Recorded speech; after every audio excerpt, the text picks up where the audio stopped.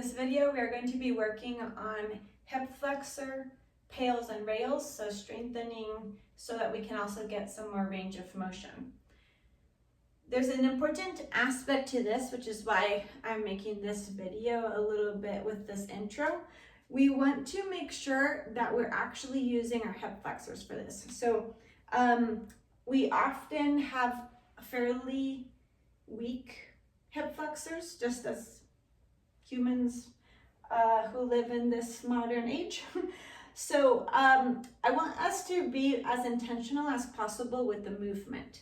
If you are intentional with it, you will get obviously more progress and more results, as opposed to just maybe not understanding what to connect with as you're doing the movement. So I'm going to focus a little bit on actually causing the movement from the hip flexors.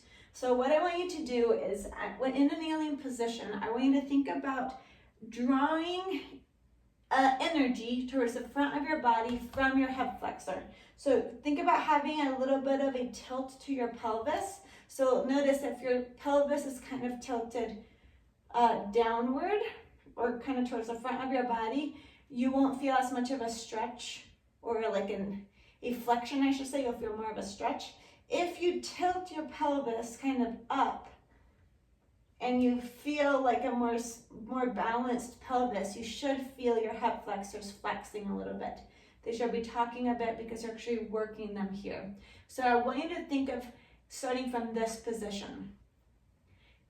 So you're going to pull forward a bit. So if you have a good bit of range of motion, you could sit pretty low, or you could also be fairly high. You're just going to be working your hip flexor in a different position. So notice where you need it today. Maybe being nice and tall is where you need it, even if you have a lot of range of motion. Or maybe you want to work from more of a deeper stretch and strengthen from here. You could be in this position. So what we're going to be doing is we're going to aim at drawing our knee forward without it moving. So that's the isometric work. And you're going to feel the hip flexor squeezing deeply.